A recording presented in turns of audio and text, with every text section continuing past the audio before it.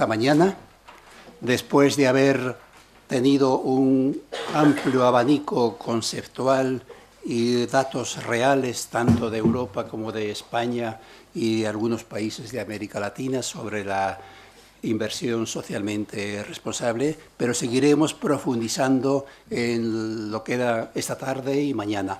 Hoy, en este momento, tenemos en la mesa, empezando por la izquierda, que ya lo conocéis, a don Ángel Galindo, que es el señor rector de la Universidad Pontificia de Salamanca, don doctor Juan Souto, profesor de la Universidad Pontificia de Salamanca en el máster fundamentalmente de Doctrina Social de la Iglesia, y a don Fernando Fuentes, subdirector de la Fundación Pablo VI, que nos da toda la acogida para las facultades del campus de Madrid y especialmente en este máster de responsabilidad social corporativa. Los tres son miembros del Comité Ético del Fondo de Inversión Socialmente Responsable. Y lo que van a exponer precisamente esta mañana, nos van a no solamente a informar, sino a inclusive posiblemente a ver las dificultades, los logros a los cuales se ha llegado en estos 10 años de funcionamiento. El orden de intervención sería, en primer lugar, don Fernando Fuentes, que va a intervenir, y así más o menos un tiempo aproximado de un cuarto de hora para que después tengamos coloquio cuando terminen las tres exposiciones. Fernando, por favor. Muy bien, muchas gracias. Del curso. Yo voy a iniciar mi exposición contando un poco el origen de la idea, porque realmente la exposición que vamos a hacer los tres, pues somos un grupo que llevamos caminando con el fondo 10 años. Y esto pues supone no solo una aportación de contenidos, de conceptos, sino fundamentalmente una experiencia. Esta experiencia nació allá por el año 2003 y fue como resultado de una carta, que yo he tenido acceso a ella institucionalmente, del antiguo director de la Fundación Pablo VI, dirigida al presidente del Banco Santander, don Emilio Botín, que habrán oído por lo menos el nombre, muy famoso. En esa carta, la Fundación ya tenía experiencia de colaboración con el Banco Santander en lo que es todo el ámbito de Universia, ¿no?, de la colaboración en el campo de la universidad. Pero el director de esta institución, la nuestra, le comentó la posibilidad de que esa colaboración universitaria fuera también en un sector de estudio que pudiera identificarnos a nosotros en ese mundo universitario para avanzar en la investigación ética, especialmente en el mundo de la empresa, ¿no? Don Emilio Botín estaba, bueno, pues le mostraba su preocupación a instituciones como esta, que, como ha dicho el señor rector anteriormente, lleva muchas décadas trabajando en el ámbito de las ciencias sociales, y era también la ocasión de poder concretar un ámbito de colaboración con la empresa, como es el Banco Santander, para desarrollar la investigación en el campo de la ética, aplicada a la inversión responsable.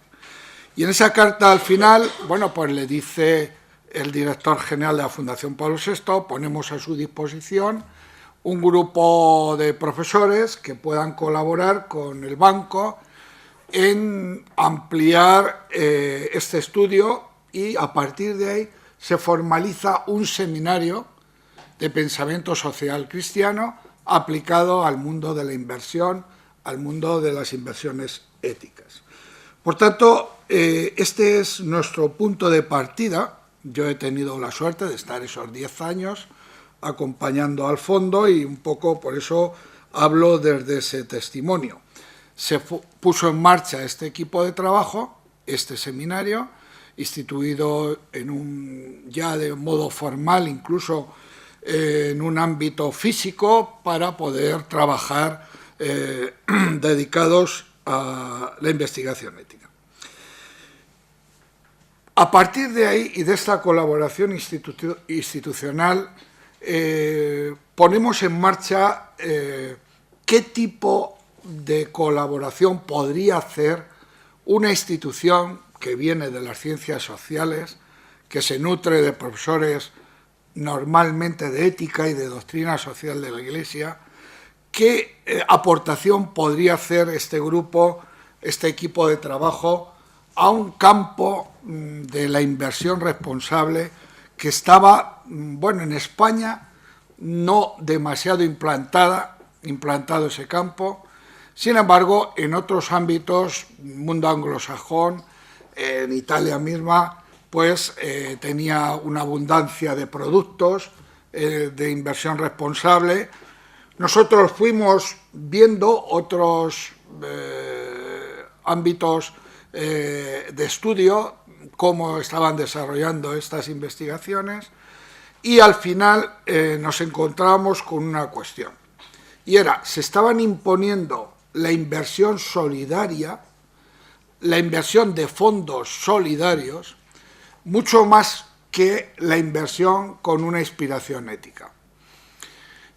Este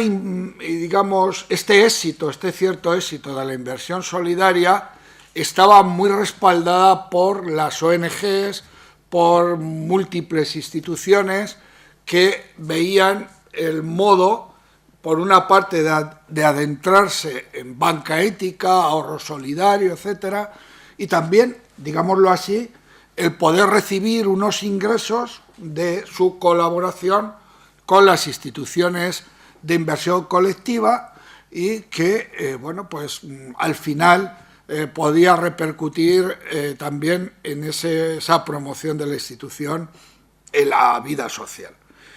Nosotros preferimos no meternos en ese campo, es decir, no somos una institución de solidaridad, porque más bien estamos en el campo académico, y sí que nosotros, todos los que estamos aquí, tenemos relación con instituciones de solidaridad, con Manos Unidas, en mi caso con Cáritas, etc. Por tanto, esta doble vida, académicos del mundo también, de las instituciones, pues nos llevó a decidir que nuestra inserción más adecuada era dentro del mundo de la orientación ética para este tipo de inversión.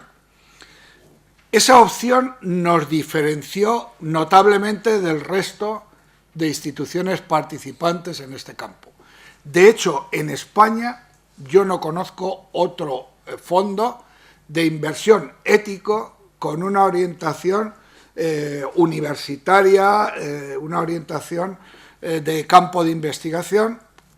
Sé que otras instituciones, además del Banco Santander, pues sí que se planteaban fondos llamados éticos, ¿no? Pero su mecanismo de trabajo, de vigilancia, pues tenía más bien de solidario que de influencia o referencia ética. Esta cuestión que yo estoy planteando también se planteó entre las instituciones sociales, ONGs, instituciones de la Iglesia en España. Yo, por eso lo digo en primera persona, he asistido a ese estudio en Cáritas, por ejemplo.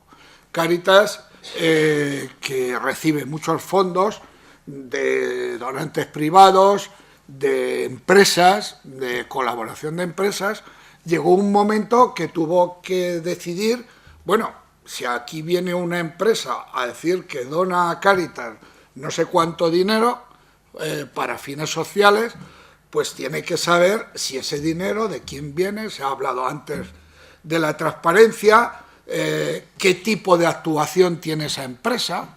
Por ejemplo, uno de los grandes donantes de Cáritas como empresa, la mayor empresa o la que más aporta recursos, que ustedes la conocen perfectamente, es Inditex, los Zara, las tiendas Zara. Bueno, pues Inditex aporta alrededor de 23 millones de euros, le da a Cáritas, para los fines de Cáritas, plan de empleo, y además muy bien articulado todo. Y claro, antes de aceptar esa donación, que ya lleva varios años, pues Cáritas hizo su reflexión, y porque te puede venir, hoy no sabes de dónde te puede venir el dinero, te puede venir un paraíso fiscal, te puede venir de una empresa que tiene una actuación irresponsable, etcétera, te puede venir de muchos sitios.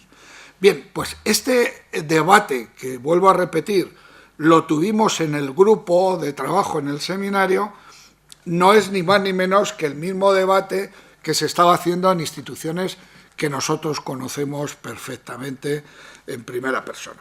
Entonces, la referencia de por qué nos metimos en este proyecto de inversión socialmente responsable desde nuestra peculiaridad, desde nuestra identidad como centro académico de la Iglesia, pues fue una referencia de decir, aquí está nuestro trabajo desde la doctrina social de la Iglesia o desde el pensamiento social de la Iglesia, vamos a ponerlo a disposición de lo que es el estudio de las compañías que forman parte del Fondo Responsabilidad FIN del Banco Santander, y esto, pues en la medida que nosotros tenemos capacidad, porque este tipo de aportación conceptual sí que ha generado muchas iniciativas dentro de la sociedad. Yo les comento, o sea, muy brevemente, la doctrina social de la Iglesia en España ha aportado creación de mutuas, de creación de cajas de ahorro, creación de grupos de trabajo y, digamos, de previsión con el mundo obrero, etcétera. Todo eso que tuvo su inserción y su realidad en este tipo de planteamientos también puede ser aplicado al mundo de la empresa, al mundo del ahorro. Bien, y con esto también, para ir terminando y poder comentar alguna cuestión que les parezca interesante de todo esto que estoy exponiendo, pues también hicimos otra opción, que fue la siguiente. Nosotros acompañamos a un gran banco, como es el Banco Santander, no están ellos aquí, por tanto no pueden apuntar esta alabanza, pero quiero decir, a un gran banco, y ojalá lo hubieran hecho todos, con fondos éticos, además de los solidarios, que me parece también una opción adecuada, pero yo creo que si queremos influir en la economía, tiene que ser fundamentalmente, no solo, pero fundamentalmente desde la ética. Porque si no, a veces, no sé, enmascaramos un poco posibles comportamientos, posibles actuaciones, en este caso en el que nos ha traído aquí, de compañías que pueden estar haciendo, que tienen una gran presencia, un gran nombre, que hacen unas memorias estupendas, porque además nosotros durante estos años hemos tenido la oportunidad de ver muchas memorias de responsabilidad social de estas empresas, que hacen, todo eso lo hacen muy bien, pero luego tienen comportamientos también, algunos comportamientos que son totalmente rechazables, en el campo del empleo, en el campo del medio ambiente, en cuestiones que tienen que ver con la transparencia, etcétera, con muchos aspectos. Y esto solo se conoce cuando se mete uno a fondo, y en aquellos tiempos, 2003, pues también, en nuestro caso, teníamos la posibilidad de contar con informes de otras instituciones de Iglesia que estudiaban temas particulares. Por ejemplo, el tema de armamento. El tema de armamento, hay empresas y grandes empresas muy metidas en la industria de armamento. Y claro, nosotros pues todo esto lo llegamos a analizar a fondo. Había empresas relacionadas con la Iglesia que han estudiado este campo de una forma muy específica, y muy profunda, y bueno, todo eso lo aprovechábamos para nuestro trabajo. En conclusión, preferimos acompañar, vuelvo a repetir, a un gran banco como es el Banco Santander en lo que ellos hacían. Por tanto, este fondo ético no es llegar y poner, no, ustedes tienen que invertir aquí o tienen que hacer no. Nosotros acompañamos ese proceso y lo que sí es orientar las posibilidades de ese proceso, que es distinto a determinar un proceso. Entonces, y esto es lo que van a ver a continuación, en el sentido de que creemos en la economía financiera, es decir, en su capacidad, en su validez, en los productos que están en el mercado, creemos en todo ello, pero ciertamente creemos también al mismo tiempo que tiene que haber una revisión, un control, una transparencia para bastantes de estos productos. Al fin y al cabo, esto suponía no crear nada propio con el Santander, sino acompañar en lo que ellos tenían previsto. No hay que olvidar que este fondo, muchos de los que participan de inversores en el fondo, son instituciones de la Iglesia. Es decir, nosotros recibíamos, por una parte, el feedback del inversor, porque muchas veces hemos tenido la oportunidad de ir a dar conferencias, a compartir con congregaciones religiosas, con instituciones, y nos hablaban del fondo como inversores, y en el otro lado estábamos también en ese comité de vigilancia. Pues bien, lo que pueda venir después en el diálogo pues ya lo comentaremos. Muchas gracias, don Fernando Fuentes. Pasamos la palabra al doctor don Ángel Galindo, rector de la universidad, que va a ahondar mucho más en el campo que nos ocupa. Tiene la palabra, señor rector.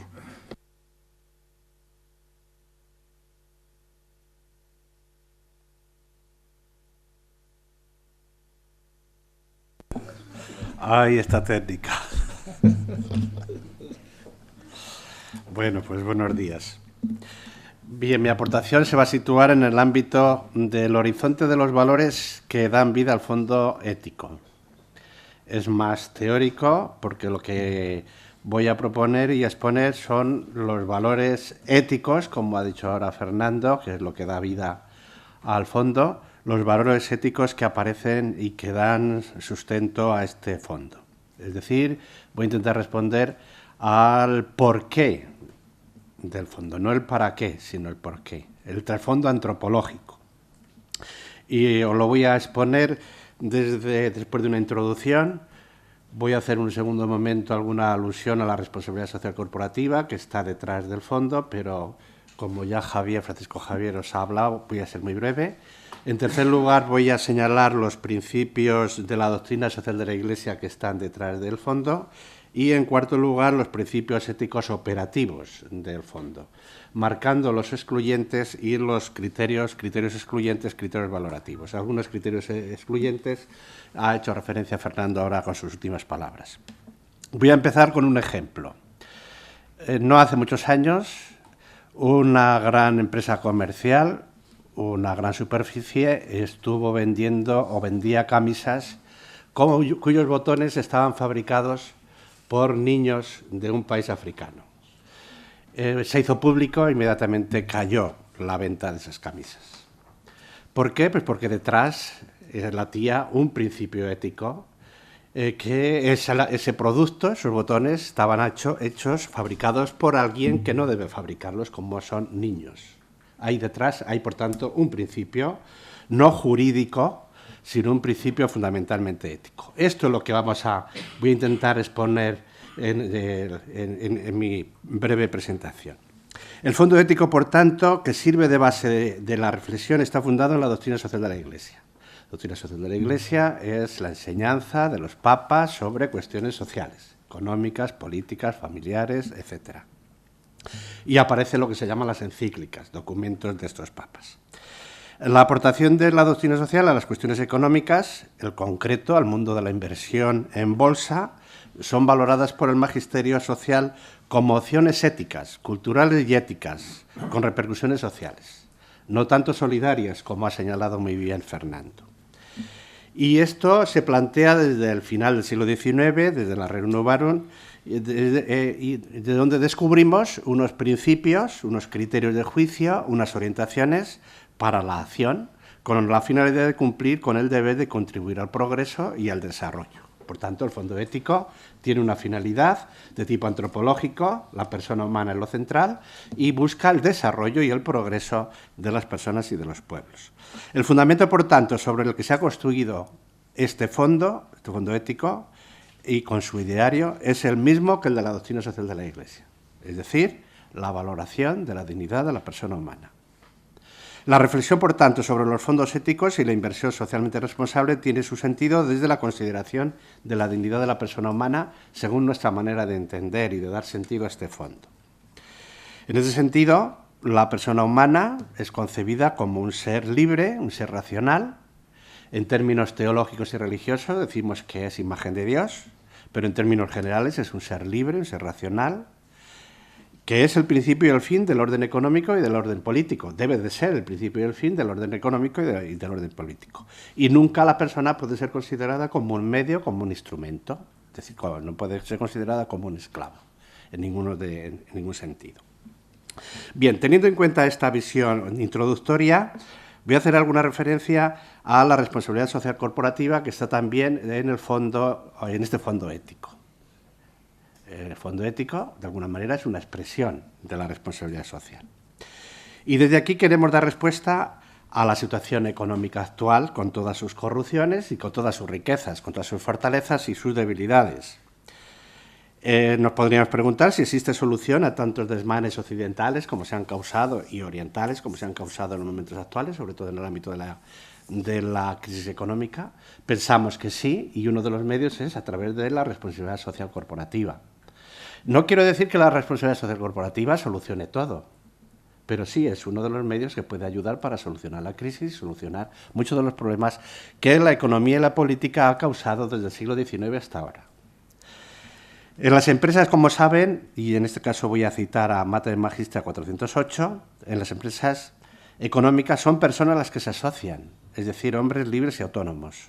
Por ello, sigue diciendo Juan XXIII, teniendo en cuenta las funciones de cada uno, propietarios, administradores, técnicos, trabajadores, y quedando a salvo la unidad necesaria de la dirección, se ha de promover la activa participación de todos en la gestión de la empresa.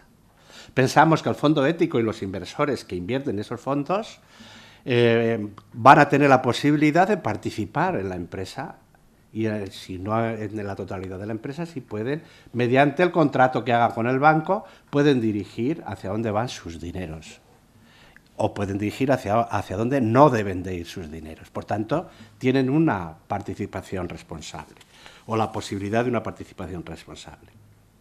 Además de este texto de Juan XXIII, también tenemos en cuenta en estos principios que después les voy a señalar aquello que aparece en el manifiesto de varios economistas de 1988 dirigidos por el Premio Nobel de Economía Arrow. Es necesario, decía entonces él, que los ciudadanos y los responsables políticos opten y voten a sus niveles respectivos, electorales o parlamentarios, gubernamentales o internacionales, nuevas leyes, nuevos presupuestos, nuevos proyectos y nuevas iniciativas que sean inmediatamente puestos en práctica para salvar a miles de millones de hombres de una deficiente alimentación y de su desarrollo. De alguna manera, lo que decía Francisco Javier, en su ponencia, se trata de una exigencia a los poderes políticos para que esto se ponga en práctica o se abran nuevas posibilidades de responsabilidad empresarial. En este sentido, hoy, en un ambiente de economía global, la empresa socialmente responsable ha de mirar a la potenciación de la acción a través de los bancos éticos. Estos son el ejemplo más emblemático, a mi modo de ver, e integral de las finanzas éticas, ya que se especializan en financiar proyectos, organizaciones y empresas que contribuyen al desarrollo sostenible, como he dicho anteriormente. Y por último, en este apartado de la responsabilidad social corporativa, visto desde el fondo ético, enumero algunos de los principios que, a mi modo de ver, están presentes en el fondo ético y que son principios propios de la responsabilidad social corporativa. Serían los siguientes. la voluntariedad de la responsabilidad social corporativa, es decir, el fondo ético es voluntario, la transparencia y convergencia en las actuaciones de responsabilidad social de las empresas, es decir, buscamos que haya transparencia en la gestora de que a nosotros, a las personas que formamos parte del fondo ético, nos asesoran. La focalización en las actividades de las que integran la comunidad, la focalización en las actividades en las que la intervención de la comunidad aporte un valor añadido, la comunidad, allá donde esté situada la empresa concreta. El enfoque global de la responsabilidad social, integrando los aspectos económicos con los sociales y medioambientales. Es decir, el fondo ético no solamente, como vamos a ver después en los principios, tiene en cuenta lo económico, también tiene en cuenta lo ambiental, etcétera. La adaptabilidad de la responsabilidad social a cualquier tipo de empresa con independencia de su tamaño. Tenemos en cuenta, por ejemplo, después quizá aparezca en lo que diga Juan, no solamente la gran empresa, sino los convenios o acuerdos que la empresa donde hemos invertido este fondo ético pueda tener con otras empresas pequeñas, porque podemos encontrarnos con una empresa corrupta o una empresa sana, pero que tiene una filial con la cual tiene un acuerdo, pero que es corrupta. Tendremos que analizar eso también. Bien, y la coherencia con otros organismos internacionales, como pueden ser Naciones Unidas o pueden ser también la OECD y otros grupos. Paso al tercer apartado, los principios de la doctrina social de la Iglesia que tenemos en cuenta en el fondo ético. Voy a enumerar 9 principios, los más importantes, que aparecen en este fondo. En primer lugar, la igualdad y dignidad de todos los seres humanos, de la cual se derivan derechos fundamentales, inviolables y sus correspondientes deberes. Es decir, en virtud de su dignidad, la persona es principio y fin del orden económico, político y cultural y nunca puede ser tenida como un medio o un instrumento. Y unido a esta igual dignidad de los seres humanos, aparece la igualdad fundamental de todas las personas, que debe ser el principio que rija el comportamiento de todas las actividades humanas, en concreto las económicas. Segundo principio, la protección de la vida, que es el más fundamental de los derechos, desde su origen hasta su término natural. La vida humana es el derecho anterior a todos los demás y se hace efectivo no solo como derecho a existir, sino también como derecho a vivir dignamente.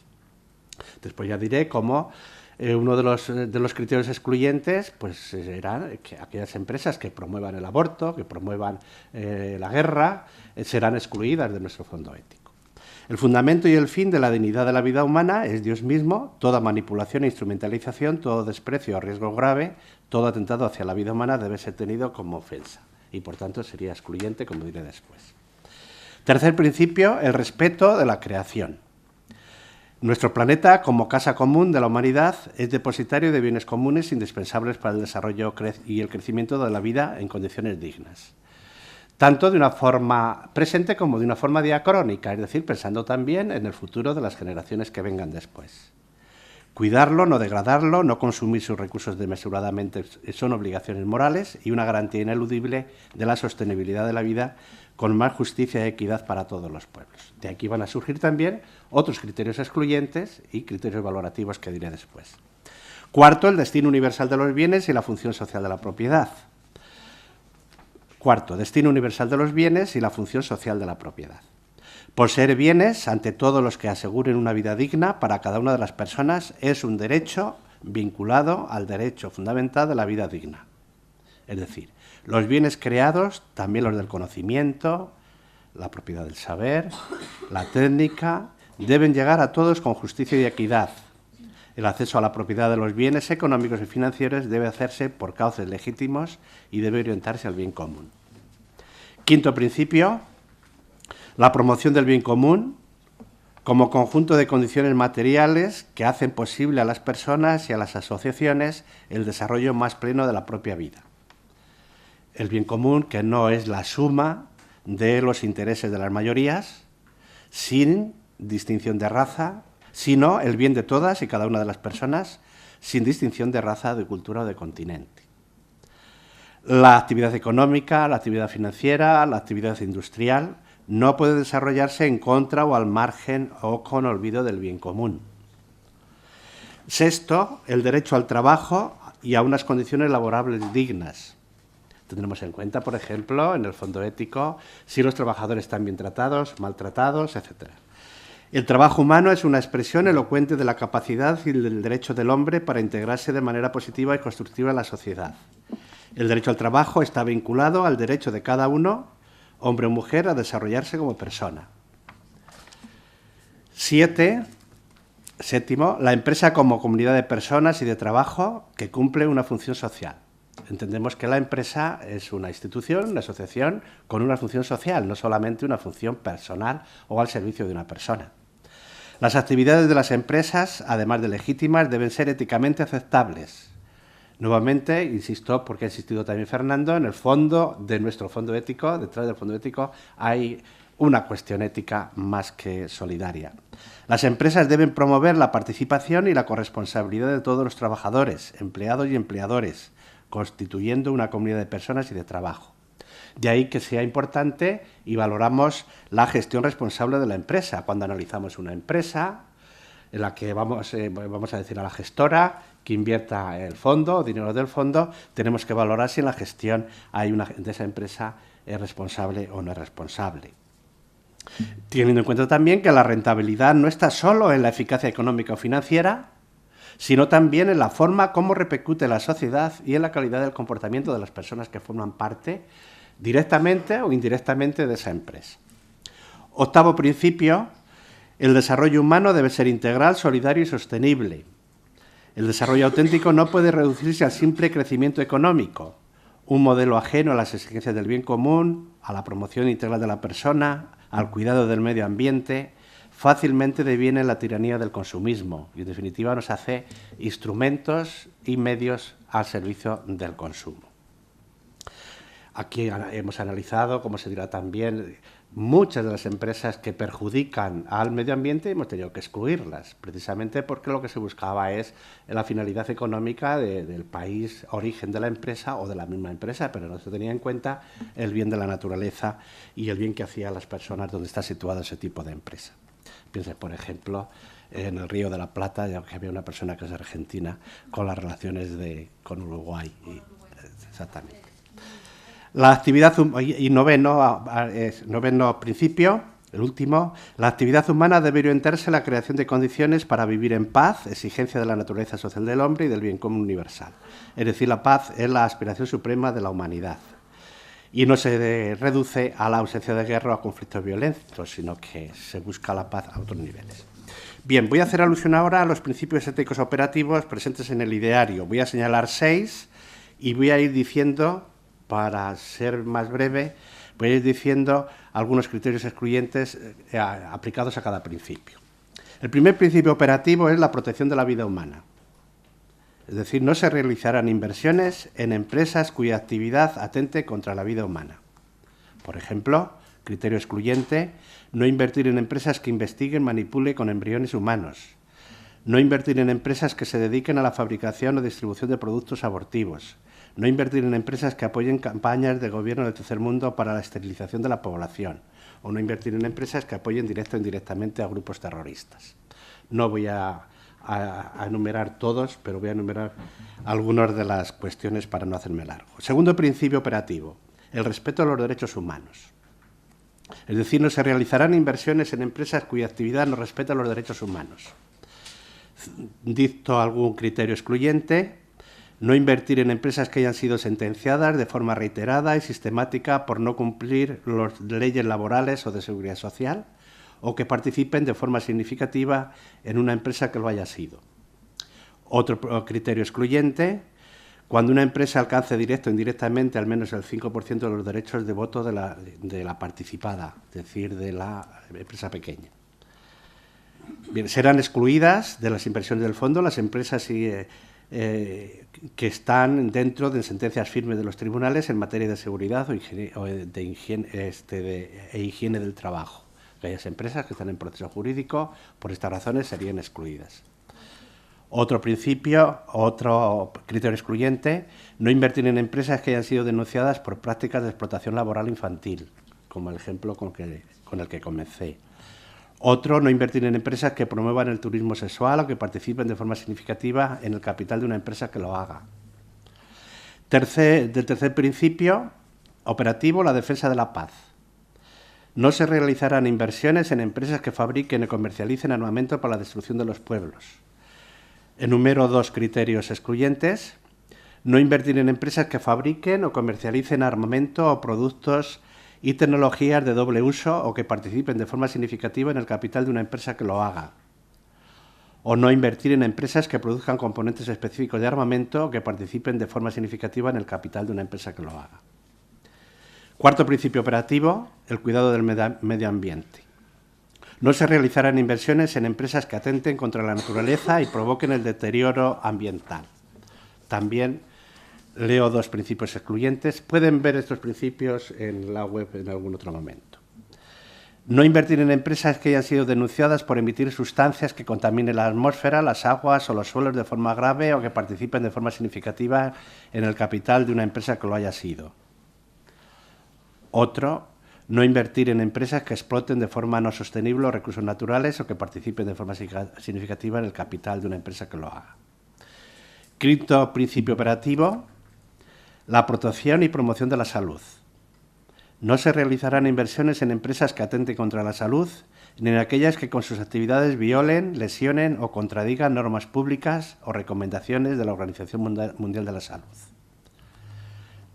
Leo un principio excluyente, tenemos recogido 3.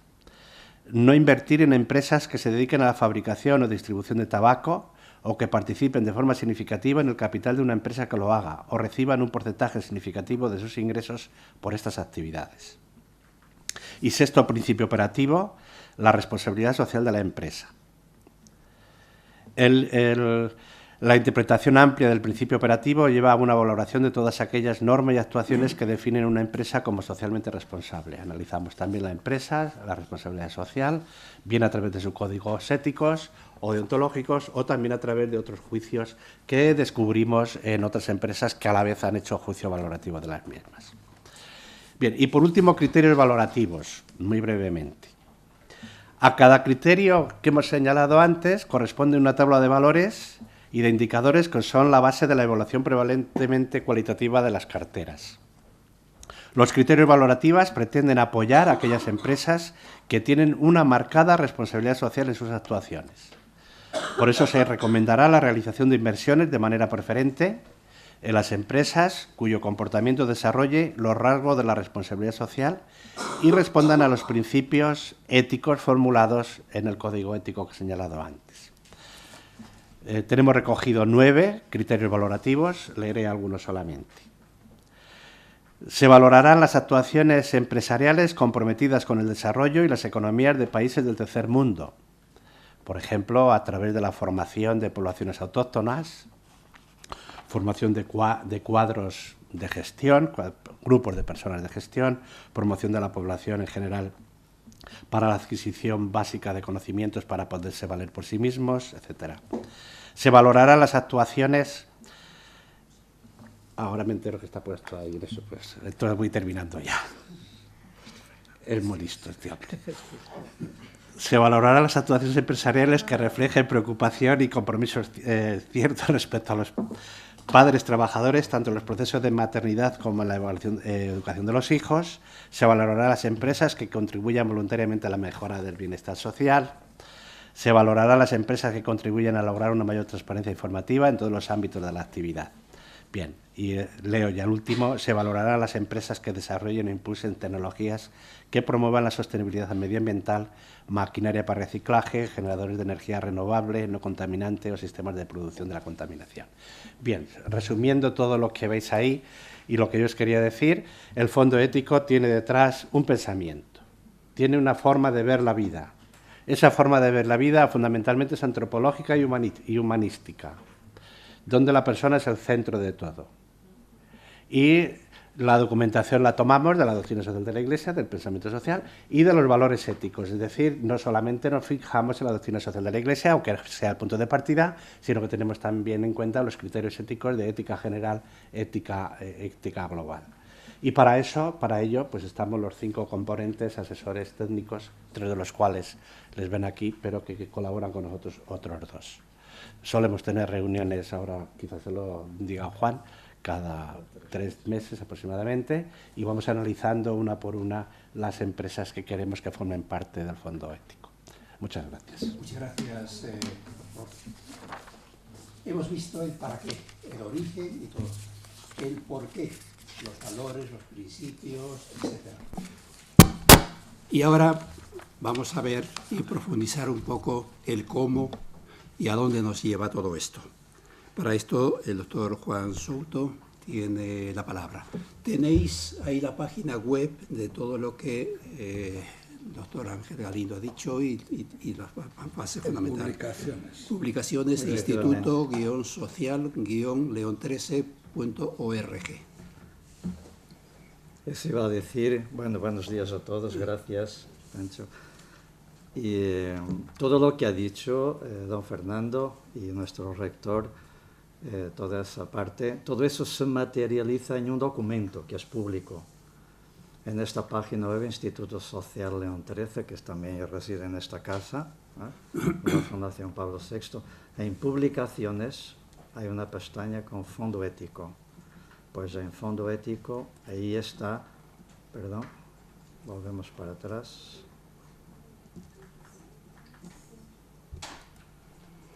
Vamos a ver, ¿dónde está esto? Ahí.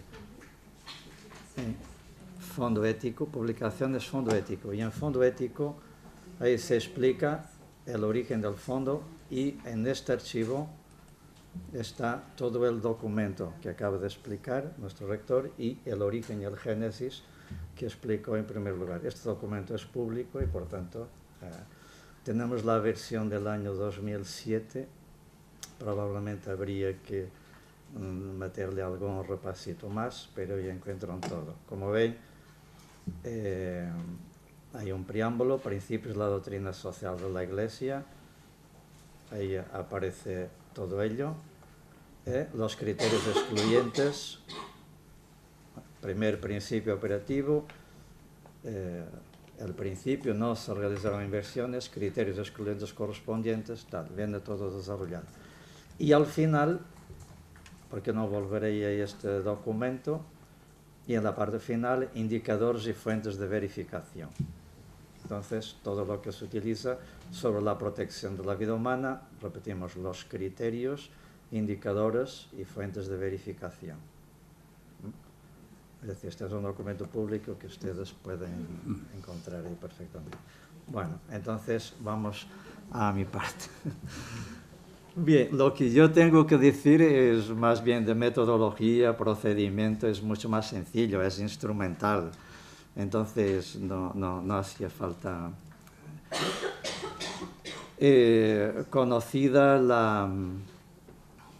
Conocido el entorno institucional y la génesis del fondo, explicado por don Fernando, el contenido del código que confiere el carácter de fondo ético, fundado en la doctrina social de la Iglesia, pues entonces la parte que me corresponde es un poco decir cuál es el protocolo que seguimos, que ya en parte está ahí en el documento público. Y este es el procedimiento, es decir, es un procedimiento, una metodología que sigue o que se sigue para emitir un dictamen o una evaluación de cualquier empresa. Nosotros trabajamos de esta manera. La gestora nos comunica la constitución de la cartera, de la cartera de inversión. Mensualmente nos comunica la cartera y nosotros analizamos aquellas empresas que sean nuevas. Al principio analizábamos mucho más empresas, ahora no, ahora ya tenemos muchas evaluadas, de las cuales hacemos el seguimiento. Y el comité entonces se ocupa de hacer el seguimiento y la evaluación para saber, para decidir si se mantiene la inversión o si se excluye o si se invierte pero cautelarmente. Utilizamos bastante la flexibilidad, después lo explicaré. ¿En qué nos basamos? ¿En qué se basa el comité? Pues se basa en los principios y los criterios, fundamentalmente, que es el código ético, en los indicadores y vemos si la empresa cumple o no cumple. Nos servimos de fuentes de verificación. Esas fuentes en general, voy a decir una palabra sobre las fuentes y después vuelvo atrás. ¿Cuáles son? Las fuentes en general hay fuentes principales.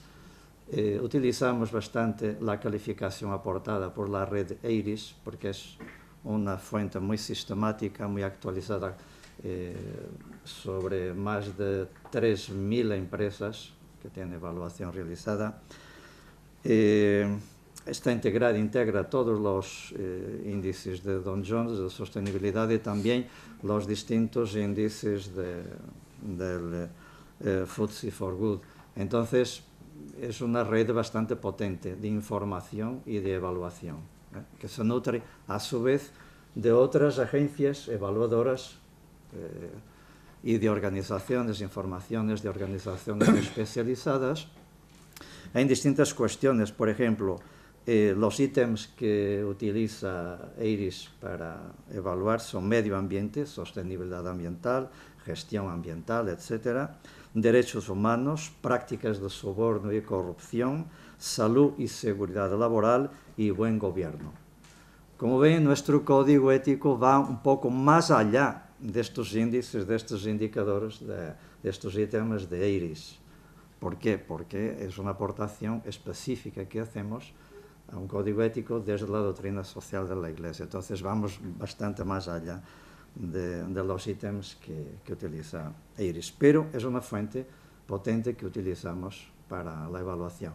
Y después también utilizamos, porque es importante, la propia comunicación corporativa. No estamos cansados porque tenemos que hacerlo habitualmente, pero estamos hartitos de leer informes de sostenibilidad, gobierno corporativo, etcétera, de las empresas. Pero es importante. Y en la comunicación corporativa es importante ver también sus páginas web, la transparencia con la cual dan a conocer la información a los clientes. Es decir, de qué manera la información está clara, está transparente, está completa, es rigurosa, no es tendenciosa. De qué manera la información está expuesta en la página web de la empresa, la información corporativa. Después también utilizamos fuentes ordinarias. Las fuentes ordinarias son en general las que nos ofrecen la red. Internet, medios de comunicación, hay páginas web especializadas en cuestiones ambientales, en cuestiones de derechos humanos, en cuestiones de derechos laborables. Hay mucha información disponible de recursos, de organismos internacionales. Hay también fuentes especiales, informes de organismos especializados de demostrada profesionalidad, observatorios, agencias de calificación, estudios e investigaciones de universidades, de organizaciones no gubernamentales, etc. Y después también contamos ya con nuestro propio historial. Tenemos ya, el comité tiene ya evaluadas casi 200 empresas, de las cuales unas han sido excluidas de las carteras de inversión y otras pues se recomienda la inversión y otras. Entonces tenemos ya un historial propio nuestro, de nuestra propia investigación, y eso también constituye para nosotros una fuente importante. Entonces, conocida la cartera, nosotros evaluamos las empresas sirviéndonos de esos 4 tipos de fuentes. Cruzando la información, elaboramos informes. Los informes en general, el primer informe es un informe ordinario y puede resultar de ese informe que la empresa es apta y entonces se recomienda invertir, o simplemente tenemos que decir, dada muchas veces la dificultad de tomar una decisión, no hemos encontrado nada que contravenga los criterios. Esto no es tan fácil como parece. Las cosas a veces tenemos que ir por este camino. O a veces decimos, pues parece recomendable que se puede invertir debido a esto y esto y esto y esto. Si la empresa es excluida, naturalmente queda ahí excluida y empieza un proceso de investigación. Si es que a la gestora del fondo le interesa invertir en esa empresa. Porque a la gestora le puede interesar invertir meter en cartera una empresa, pero el comité tiene que decir admisible o no admisible, ¿vale? Entonces empezamos a trabajar un informe extraordinario, pero pasado tiempo, si resulta apta, pues sigue el proceso normal de inversión, y si no, continúa excluida. Entonces, los tipos de informes que hacemos son ordinarios, en los cuales emitimos dictámenes sobre la idoneidad, extraordinarios, que modifican o corroboran los dictámenes ordinarios, y hacemos informes de seguimiento. Hacemos registros y comunicaciones de incidencias que nos ponen en alerta. Es decir, aquí hay algo que suena, que tenemos que tener cuidado. Bien, ¿cuáles han sido las dificultades que hemos encontrado en todo este proceso, en el ejercicio de este proceso de evaluación? Pues a veces, pues lo que ya ha dicho Padre Galindo, empezó por un caso, un ejemplo, ¿no? Las fronteras difusas hoy de las compañías, y con la globalización y la virtualidad de las operaciones mucho más, ¿verdad? ¿Quién responde de un hecho? ¿La matriz o la filial? Lo que acaba, por ejemplo, de pasar en Bangladesh, o el caso que ha puesto nuestro rector. Es decir, entonces, ahí en el código ético se ha establecido unos porcentajes de participación. A ver si lo encuentro aquí. Porque de memoria está más abajo, ¿verdad?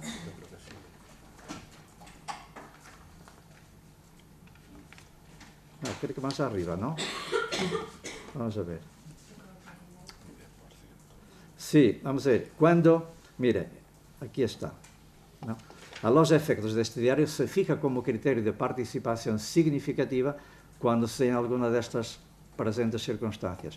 Cuando una empresa alcanza directa o indirectamente al menos el 10% del capital de la participada,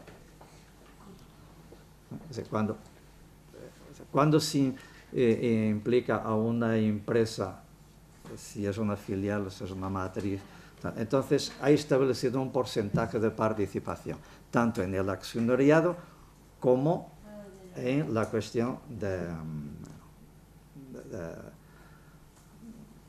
la suma de ingresos de la misma empresa. Entonces, pero es una dificultad muchas veces encontrar, sobre todo tomar una decisión, porque estos casos nos surgen. Por ejemplo, otra dificultad que a veces hemos encontrado es que eso nos ha obligado a filtrar y a cruzar abundante información, porque hoy existe muchísima información de todo tipo. Que los informes y denuncias tendenciosas, porque a veces la competencia desleal. Les doy un caso, por ejemplo, que no tiene que ver con esto, pero tiene que ver con otra para explicar lo que quiero decir, porque ahora no me surgió otro ejemplo. Hace un mes más o menos apareció un informe en Francia que decía que el verano en España iba a ser más frío y más corto. ¿Qué ha pasado? Pues ha pasado que ha habido cancelación de reservas en los hoteles, sobre todo en el Levante español.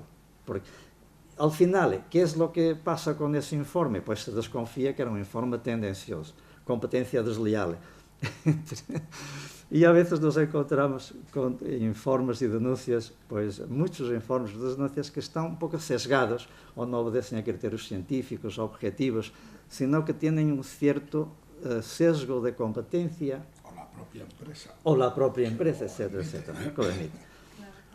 Y entonces, pues hay también otra dificultad, cómo resolver la tensión entre las intenciones de responsabilidad social corporativa que encontramos en los códigos, excelentes códigos de las empresas, y luego prácticas. Entonces, claro, allí pues nada es blanco o negro. Y esta tensión muchas veces pues tenemos que resolverla aprendiendo a qué. Yo anoto ahí 2 lecciones. El procedimiento de investigación y clasificación ha sido para nosotros un aprendizaje de discernimiento muy importante. Es decir, además del olfato de investigación, ¿verdad?, de sociólogos, del conocimiento y de la técnica, también utilizar un sentido de justicia y de prudencia. porque no hay nada puro, ¿no? Y entonces intentar integrar las cosas. El Fondo Social de Responsabilidad es un instrumento innovador, otra lección creo, y pionero en la aplicación de la doctrina social de la Iglesia en el ámbito de los productos financieros, la banca convencional, porque el Santander es un banco convencional, pero tiene un instrumento financiero ético para quien quiera, ¿no? Entonces hemos asumido este desafío y aceptado los riesgos. Y finalmente, pues, algunas afirmaciones para la discusión. No hay un modelo perfecto, eso creo que también lo hemos aprendido en estos 10 años que llevamos. No hay inversiones éticas totalmente éticas. Yo lo pongo en afirmación, pero se podría poner en pregunta. Las inversiones socialmente responsables son una ayuda y un instrumento para que haya inversores con conciencia social, y no hay por qué elegir entre ética o empresa, sino integrarlas. Y la ética siempre es rentable. Bueno, y esto que tienes aquí al lado es la publicidad del fondo. La publicidad que el fondo, para que lo identifiquéis, que estamos hablando de un fondo ético concreto, para que lo identifiquéis, no en la publicidad. Bueno, como ves, hay mucha cosa, tanto para dialogar, ¿no? Muchas gracias, Juan. Nada. El equilibrio perfecto entre la cabeza y el corazón creo que nos lo han dado los 3 ponentes de la mesa. Y ahora tenemos el tiempo para poder dialogar, preguntar, completar, decir experiencias de vuestros países si es que existen. Es vuestro turno.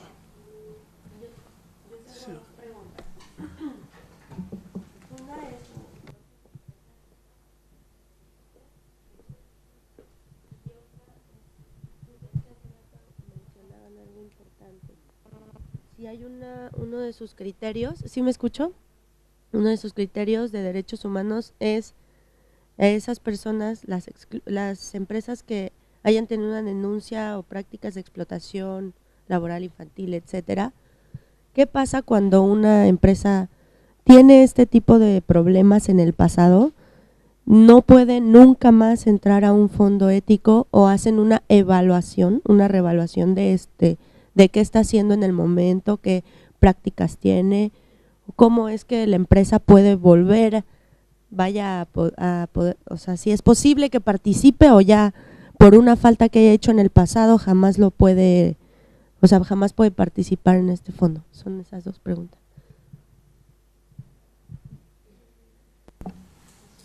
El número de empresas, de compañías que tiene el fondo puede andar entre 25 y 30, ¿no? De 25 a 30 el número de compañías que tiene. Sí, habitualmente la cartera, sí. La cartera es de 25 a 30. Mensualmente, sí. Y tienen una estabilidad en la inversión, así como se hablaba antes de. El fondo es poco volátil, es de inversión media, es decir, de una inversión que antes se llamaba conservador, como aparece ahí en la publicidad, ahora responsabilidad fin, y yo creo que mantiene bastante el número de empresas, y las empresas varios años muchas veces, ¿no?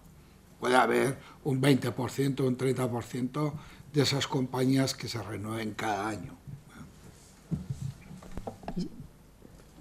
Y en cuanto a la segunda pregunta, si una empresa se la ha excluido porque violaba los derechos humanos, pero a lo largo del tiempo ha cambiado, entonces se la admite, claro está, en ese momento. Para eso, como ha dicho Juan, hay un seguimiento de aquellas que o bien se las ha rechazado totalmente o incluso se las rechaza a medias, hay un seguimiento. Si ha habido una empresa que se la ha rechazado totalmente, es posible que la gestora llegue un momento y nos diga: convendría volver a analizar esta empresa que antes hemos rechazado porque económicamente es rentable. y puede venir bien para el fondo, entonces la volvemos a analizar. Que ha cambiado, ya no se viola los derechos humanos, por seguir el ejemplo que usted ha puesto, entonces se la admitiría. Porque finalmente hay muchas empresas que empiezan en temas de responsabilidad social debido a una falta y voltean a ver el tema debido al impacto que ha generado esa falta dentro de su rentabilidad, ¿no? No solo social, sino económica. Entonces, por eso hacía esa pregunta. Muchas gracias. Palabra Marelvi y después el compañero. Perdón, voy a añadir una cosilla de cuestión del procedimiento. Por supuesto que sí, es decir, todas las empresas pueden rehabilitarse. Nosotros creemos en el perdón de los pecados y en la remisión de las penas. Bueno, vamos a ver. Nosotros al principio hemos evolucionado en nuestro procedimiento. Al principio teníamos una carta y un cuestionario para ponernos en contacto con las empresas, con sus departamentos de responsabilidad social y departamentos de calidad, etcétera. Pero hemos constatado que eso no era operativo. En general no nos contestaban, o nos contestaban muy escuetamente, con aquello que nosotros ya sabíamos institucionalmente, ¿no? Entonces hemos abandonado ese procedimiento y hemos seguido de cerca la información corporativa de la empresa. Sí, la pregunta puede ser a un miembro de la mesa o a toda la mesa y así contestan los tres ponentes.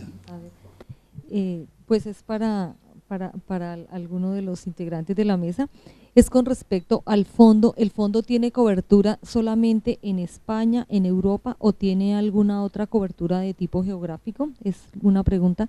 Y la otra, no tengo claro a qué se refiere. ¿La gestora es un intermediario que ejecuta los recursos de la inversión o no entiendo a qué hace referencia la gestora? El fondo es para España nada más, aunque el Santander tiene una actuación global, es un banco global, ¿no? Tiene solo... Y yo creo que es también un ámbito del Santander muy especializado, muy para dar respuesta también a la preocupación que surgió desde las ONGs y desde instituciones de la propia Iglesia, y entonces de algún modo el banco se adapta a la petición popular en este campo, ¿no? Entonces, pero en todos los bancos, yo creo, sobre todo bancos internacionales, ofrecen productos de este tipo en el campo ético.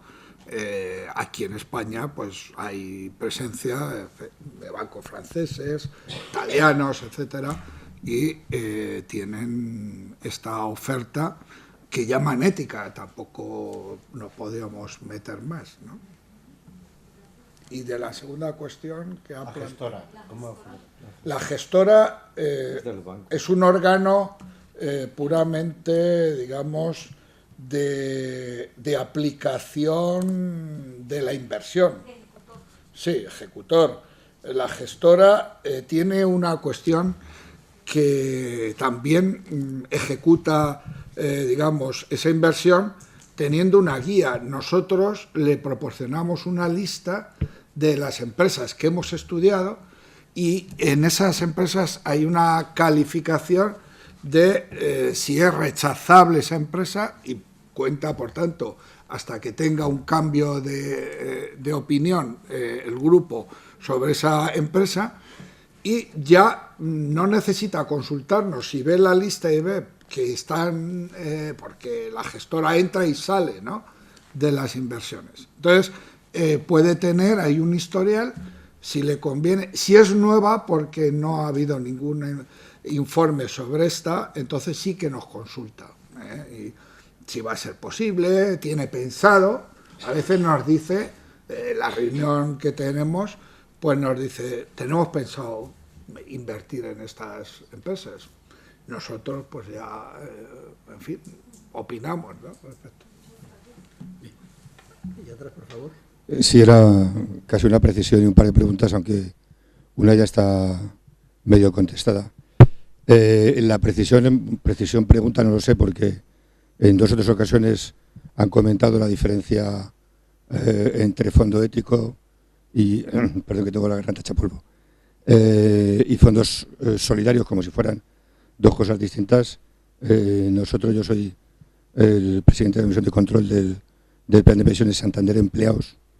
Tenemos un ideario ético distinto, porque los fundamentos son distintos del suyo, que tiene un fundamento, como bien ha explicado, desde la ética religiosa de la Iglesia Católica. Nosotros, básicamente, al final, si vas a los criterios excluyentes, valorativos, etcétera, quitando la gran diferencia no consensuada sobre el tema del aborto, embriones, etcétera, el resto de la práctica son básicamente, si no iguales, similares, ¿no?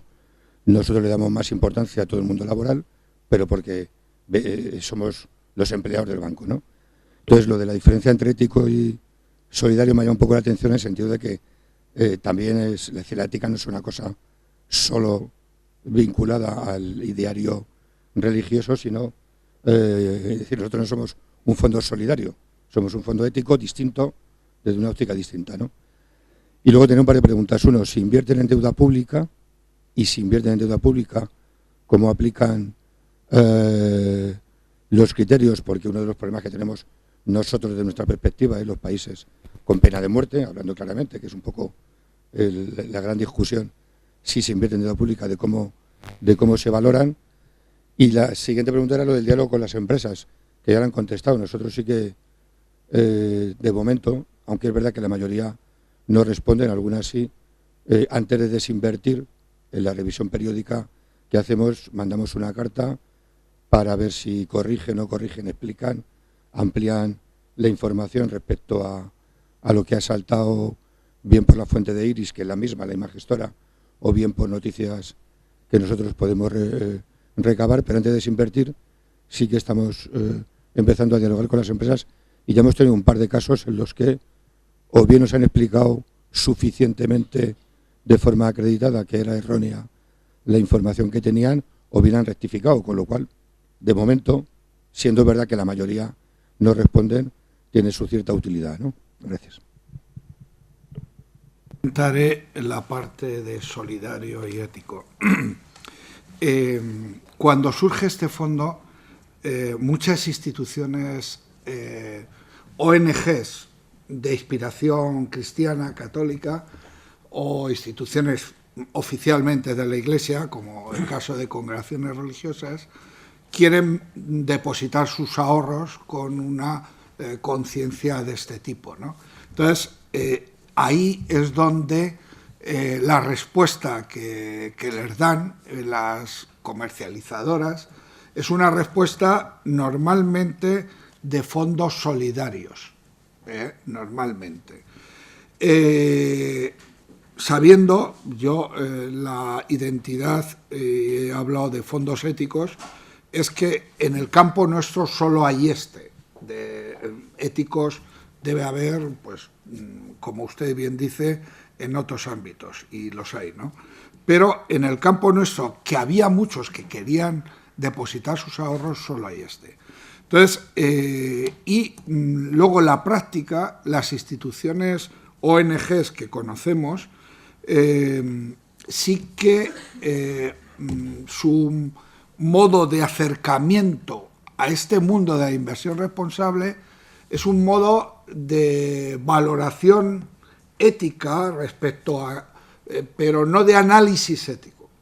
O sea, ellos participan dentro de, por ejemplo, con Iris, y les hacen una clasificación también valorativa, pero no hay un estudio, creo yo, de compañía a compañía, yo digo los que conozco de ONGs, sino que más bien es, bueno, a veces hay solidario ético, que mezclan las dos cosas, ¿no?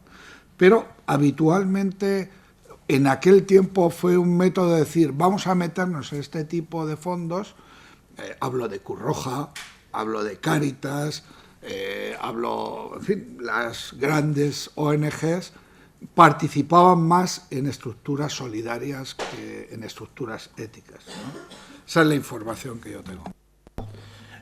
para ampliando lo que, porque yo también he hecho referencia a ello, ampliando lo que dice Fernando, desde el punto de vista de los principios, la ética es más amplio que lo solidario. Entendemos que la ética es más esencialista y lo solidario es más paternalista. Pensemos en el 07. El 07 es más paternalista en la forma como se está realizando, al menos en Europa y en España, y sin embargo nosotros vamos más al terreno de los principios. En ese sentido coincidimos gran parte con lo que tú has señalado de cómo vais vosotros, es decir, lo fundamental es la ética, que es más común a todos.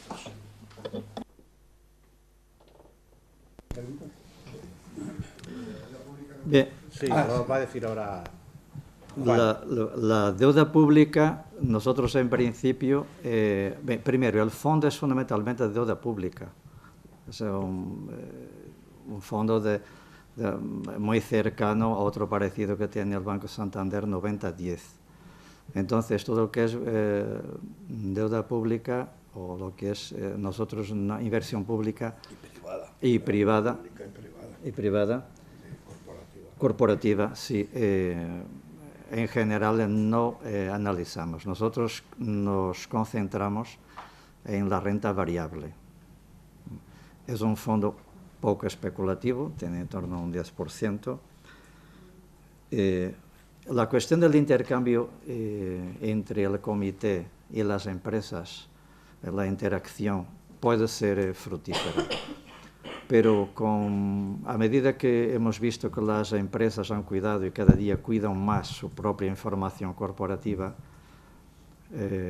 y vemos que incluso van introduciendo medidas correctoras, nosotros esas medidas correctoras que van introduciendo año a año, ha habido una pregunta anterior, nosotros lo contemplamos como algo positivo para ir rehabilitando.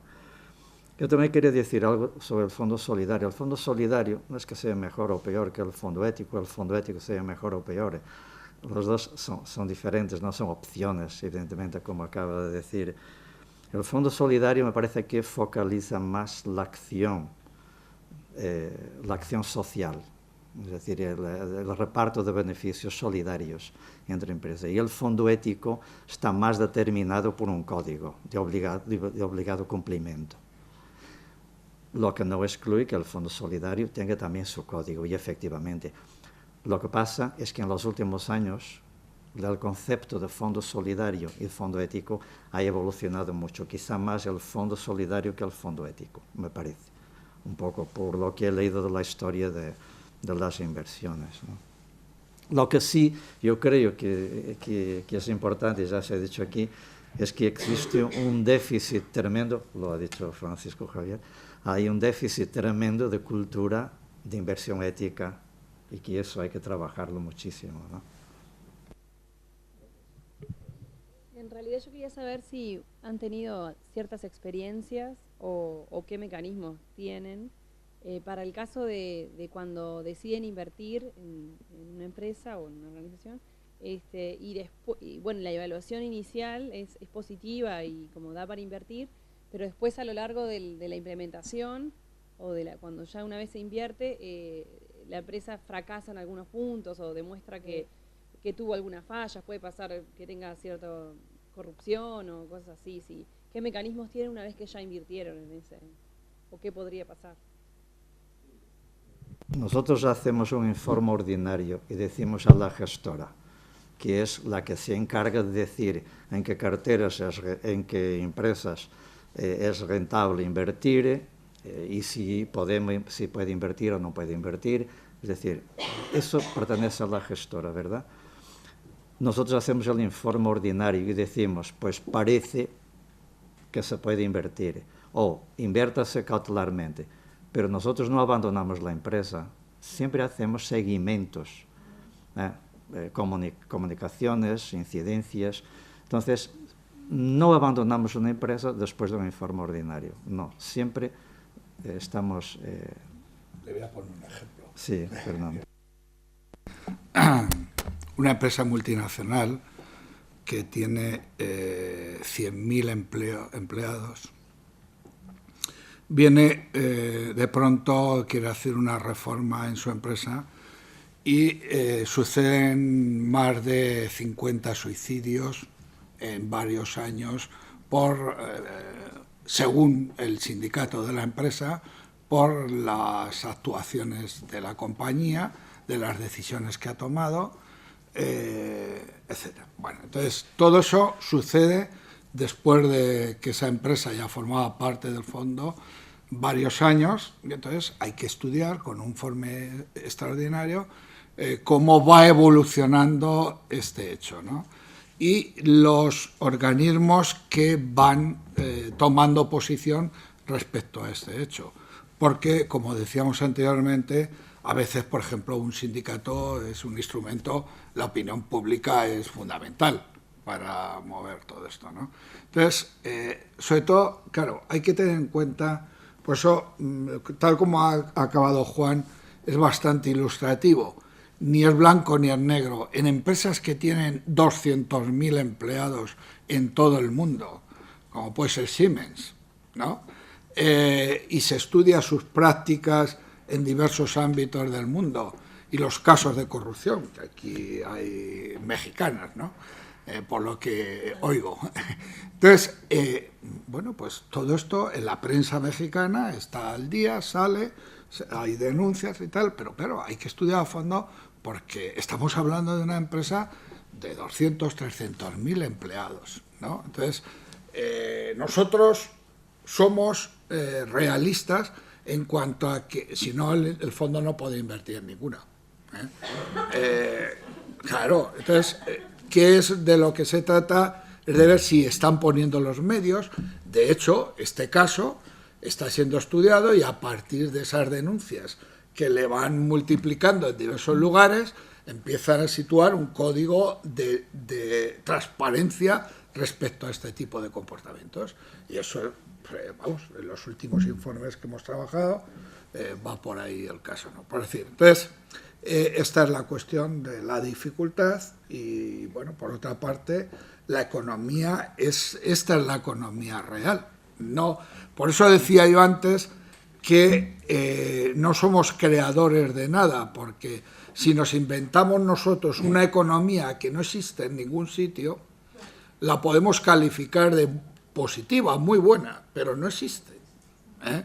Entonces, esta es también a veces nuestro debate con las propias ONGs, ¿no? Es decir, bueno, pues la reacción ante una economía formal, tiene en cuenta estas cosas.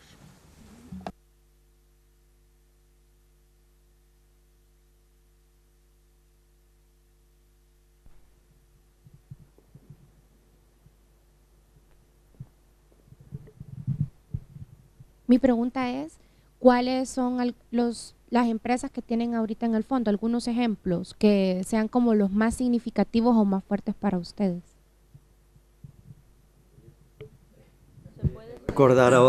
Habría que recordar ahora la cartera del fondo, ¿no? La cartera que está en este mes, pues no sé, pues está ING Direct, me parece, está el Banco Santander, está algo del BBVA, alguna cosa, algún producto del BBVA, está algo de Telefónica, está algo de Inditex, está algo de cartones y papeles y cartones de Europa, está, no sé, de memoria, mire, no lo sé. Pero fíjense que hay empresas, por ejemplo, que están excluidas desde el año 2005. Alguna empresa está excluida desde el año, por ejemplo, 2005. No podemos revelar información, pero sí hay casos, hay cosas públicas. ¿Por qué? Porque se arrastran cuestiones exactamente derivadas de una filial, pero que una matriz que tiene una filial, por ejemplo, que opera en Colombia. Hay que alguien de Colombia, ¿verdad? Creo. Sí, Colombia. Y entonces hay una información que es pública, por ejemplo, que tiene que ver con Nestlé Colombia, hay una filial, ¿verdad? Entonces ahí hay alguna complicación y eso ha llegado hasta la cuestión judicial. Entonces, esto es público, esa es información pública, entonces no tiene nada de confidencial, porque cualquiera de nosotros lo puede ver, ¿no? Entonces, hay empresas potentes, muy importantes, pero que arrastran así casos y todos los fondos solidarios y éticos pues tienen esa información. A los partícipes se les informa de cuántas empresas...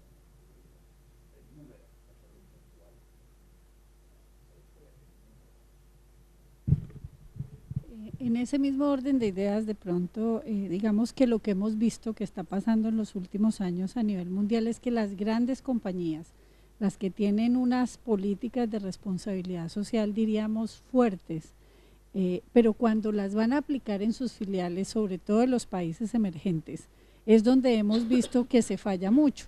Entonces la pregunta sería, bueno, ¿cómo haríamos de pronto desde el fondo para que hubiera también una verificación muy especial, muy específica, porque como sabemos estos países emergentes muchas veces su parte legislativa, la parte legal, permite a veces alguna medida de atropellos que en determinado momento le pareciera a uno que las multinacionales se hacen un poquitico las de la vista gorda, como que me conviene, de pronto un poquitico me sale más barato, y así tenga yo una política de responsabilidad social, no la cumplo a conciencia que no la estoy cumpliendo porque ese país me lo permite. Entonces, de pronto, ¿de qué manera se ha pensado poder amarrar ese riesgo para poder además ayudar a los países emergentes a llegar más rápidamente a unos esquemas de responsabilidad social mucho más transparentes y claros, ¿no? Contesto un poco por experiencia y como... Nosotros contemplamos que hay una disparidad de amparos, de regulaciones de Estado a Estado, es evidente.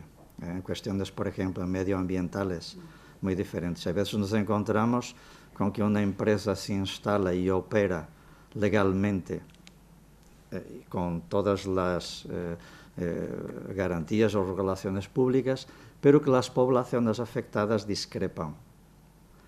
Yo recuerdo que nosotros ponderamos más el peso de los efectos en las poblaciones que el permiso público para operar. ¿Por qué? Porque por la disparidad de legislaciones que muchas veces existen, a veces hay legislaciones muy laxas, que no son equiparables, por ejemplo, a los parámetros que tenemos nosotros en el norte o que utilizamos nosotros en nuestro código ético. Y puede haber tráfico de influencias, pero no se puede demostrar, pero sí se puede demostrar que el municipio de tal ha dado el permiso, existe una regulación y que la empresa se atañe a la regulación hecha por el municipio, ¿verdad?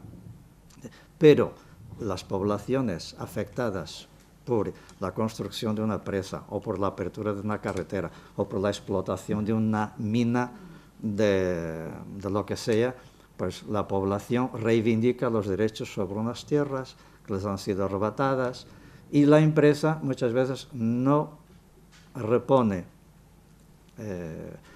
o no compensa a la población afectada con un servicio equivalente, por ejemplo, al que tienen derecho. Y entonces nosotros nos inclinamos por atender las reivindicaciones de la población. Hay un principio ético general que nosotros hemos aplicado y es que no todo lo legal es ético. Efectivamente. En muchas cuestiones. Y no podemos encontrar eso, que en países hay cuestiones, en algunos países, cuestiones legales que chocan con los principios éticos que nosotros planteamos en el fondo.